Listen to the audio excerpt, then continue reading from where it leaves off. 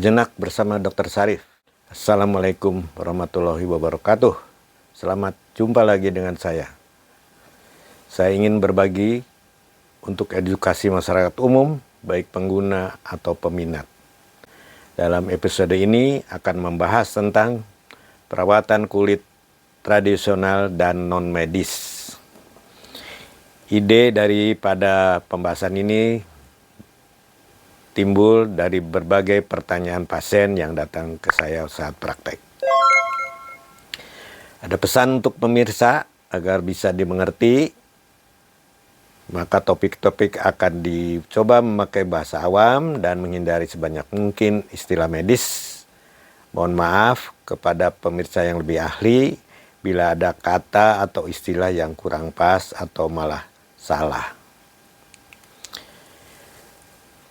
Tentang perawatan kulit di tradisional ataupun non medis yang ada di dalam masyarakat umum yang kita bisa temukan.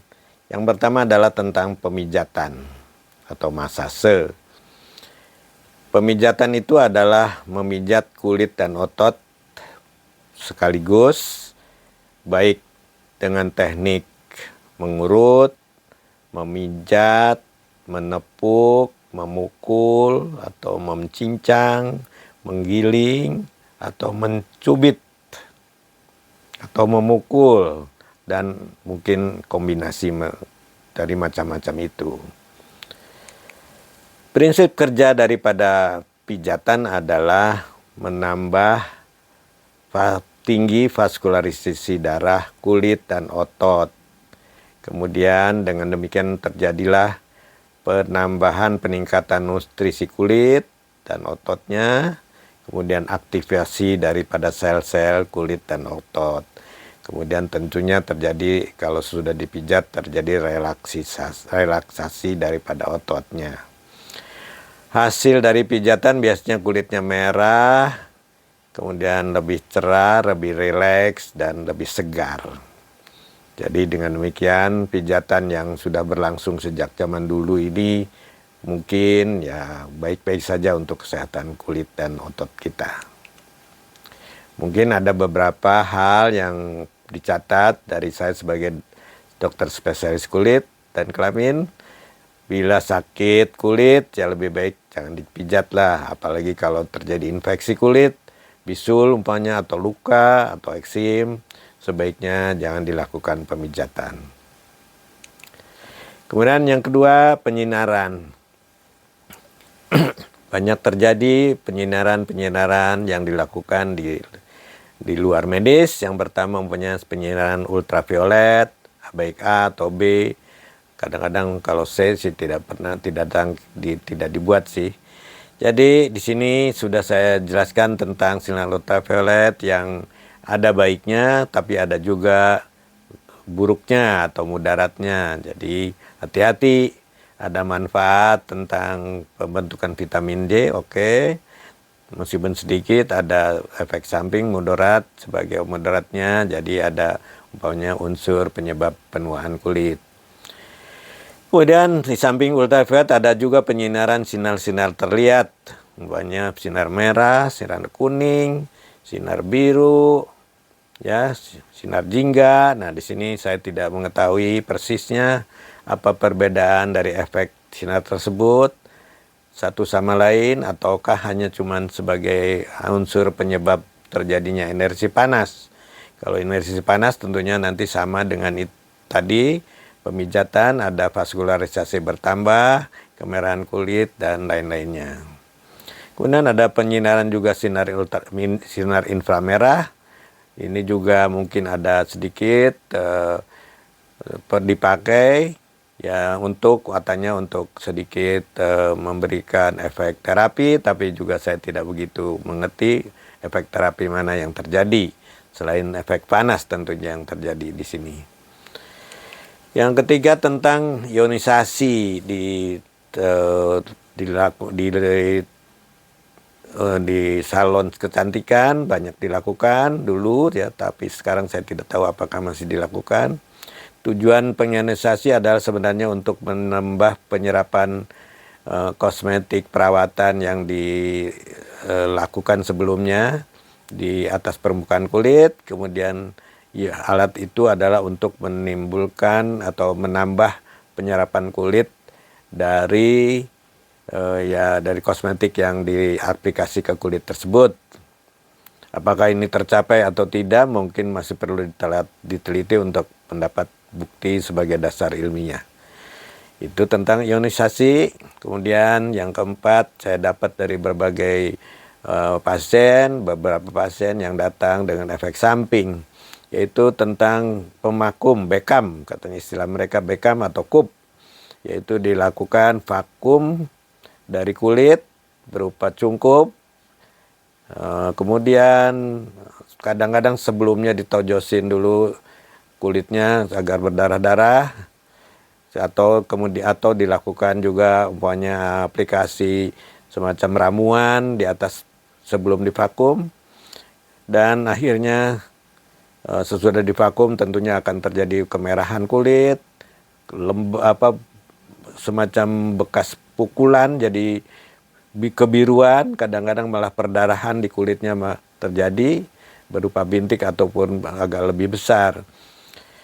Nah, karena tujuannya katanya untuk menyedot racun dalam tubuh, saya juga tidak yakin apakah yang keluar itu racun atau darah biasa, karena tidak mungkin racunnya berada di dalam darah. Kalau pun terjadi tentunya orangnya sudah ada kelainan atau pingsan atau meninggal. Jadi saya tidak yakin ini terjadi, dan saya kalau didatangi orang yang seperti itu ya diobati saja efek samping dari bekam ini, baik perdarahan maupun lepuh atau gelembung kulit yang terjadi. Selanjutnya tentang luluran. Luluran tentunya ini tradisional dari dari orang-orang yang biasanya sebelum wedding, sebelum pernikahan. Dibaluri ramuan herbal warna kuning, temu giring atau kunyit di sini, diurut dan kemudian didiamkan lama baru dibilas. Tentunya ada sisa dari warna kuning, sisa sesudah dibilas, jadi kulitnya nanti terlihat kuning langsat akibat dibaluri dan dipijat tersebut.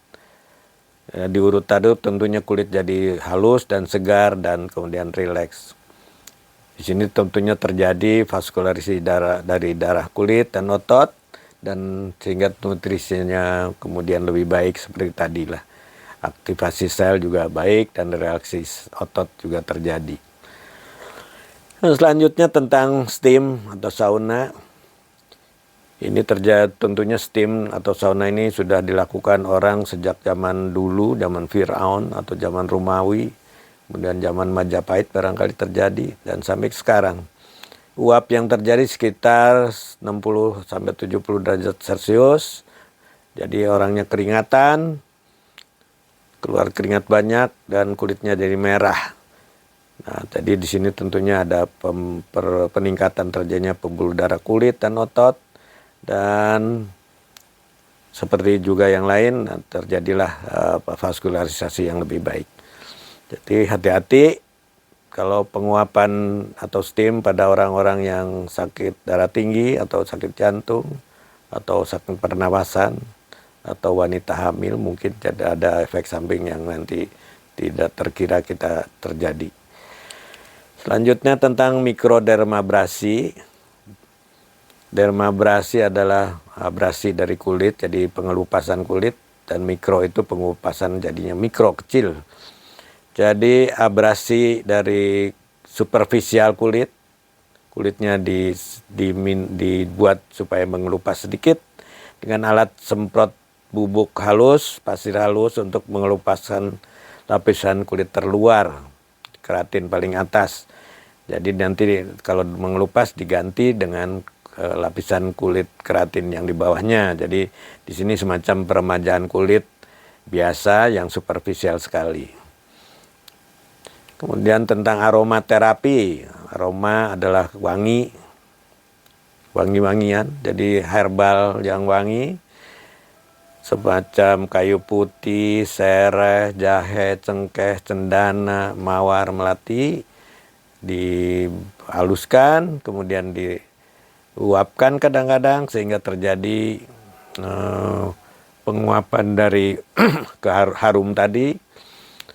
Kadang-kadang diabsorpsi kulit, jadi kulitnya merah, wangi, segar, dan cerah. Kadang-kadang disiapkan ke hidung melalui pembuluh darah ke otak, dan kabarnya ada efek sedasi dari macam-macam kulit tadi.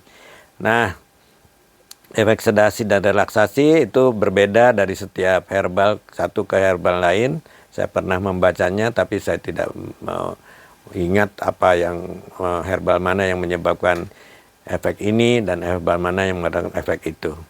Tapi tentunya ini harus juga diteliti lebih lanjut apakah efeknya bermakna atau tidak. Selanjutnya tentang kejadian yang sering terjadi baru-baru ini tentang masker emas. Masker emas adalah masker yang dilakukan dengan zat masker warna emas. Saya kira tadinya emas karena disebutnya sebagai masker gold 24K, 24 karat kan. Tapi ternyata bukan itu ternyata. Masker sendiri adalah kosmetik pembersih dengan bahan dasar cair atau bubur, ditempelkan di kulit, kemudian dibiarkan kering, jadi semacam masker, mirip topeng. Kemudian atau lili atau film, kemudian dikelet kembali, dibuka sehingga terjadi pengambilan kotoran yang diabsorpsi tadi, jadi juga kulit-kulit yang di atasnya. Jadi semacam peeling superficial juga. Namun karena bukan emas, tadinya kalau warna emas tentunya bahaya banget karena itu logam berat. Tapi ternyata warna emasnya dari warna buah, semacam buah persik. Di Jepang namanya momo, di Cina namanya tao, plum lah. Dagingnya warna kekuningan, ditambah juga dengan warna emas dari zat warna, saya sekian lah. Kemudian ditambah antioksidan, niacinamide, allantoin, kolagen, glutathione dan sebagainya. Sehingga tentunya bisa dilakukan untuk anti penuaan. Jadi bukan emas betul ternyata. Selanjutnya tentang mesoterapi. Itu mesoderm maksudnya, lapisan kulit tengah. Yaitu terapi untuk menuju ke lapisan kulit yang tengah. Bagaimana caranya? Jadi kalau kita lakukan aplikasi ke permukaan kulit, agar masuk ke lapisan tengah, tentunya absorpsinya harus mencapai ke sana. Itu dilakukanlah tusukan-tusukan ke kulitnya lebih dahulu dari jarum-jarum kecil. Jarumnya tidak 1-2 tapi ratusan. Jadi ada micro needling, semacam penusukan sekaligus. Nah, di sini jarumnya yang banyak itu semacam ditaruh di satu silinder dan dilakukanlah sebelumnya tentunya olesan campuran dari bahan-bahan bau ramuan maupun serum maupun alpha hydroxy acid atau Jessner bahkan PRP. Nah, ini tentunya kalau kita lakukan penusukan, absorpsi bisa langsung ke dalam lubang-lubang tersebut. Jadi hasilnya tentunya koktail tadi akan lebih efektif. Ya, tentunya lewat lubang-lubang yang dibuat tadi. Lubangnya jangan sampai infeksi tentunya, yang masuknya cuman ramuan tadi. Itu tentang mesoterapi. Kemudian yang terakhir tentang kerokan yang hanya ada di Indonesia. Sudah sering dibahas di televisi. Lucu juga sih karena di tempat lain tidak ada, dan nanti punggungnya atau badan dadanya semacam ada loreng-loreng bekas kerokan tadi. Apakah bermanfaat atau tidak, saya no comment karena saya juga pernah dikerok begini. Kalau lagi kurang enak badan ternyata enak juga. Jadi sistem terjadinya itu mungkin saya kurang jelas. Apa yang terjadi, apakah akibat kerokannya, apakah akibat pembuluh darah kulit yang dikerok jadi lebih merah dan sebagainya. Jadi itu yang terakhir. Kesimpulannya adalah berbagai cara tradisional terkini ada di dalam masyarakat umum. Ada yang bisa diterangkan keilmuan kedokterannya, lumayanlah gitu. Efektif, ada yang juga tidak seperti tadi yang saya bicarakan. Terima kasih atas perhatian Anda. Jangan lupa bila berkenan tekan like, share dengan teman-teman, subscribe, dan tekan lonceng. Sampai jumpa di episode kesehatan dan kecantikan kulit yang lain. Salam sehat.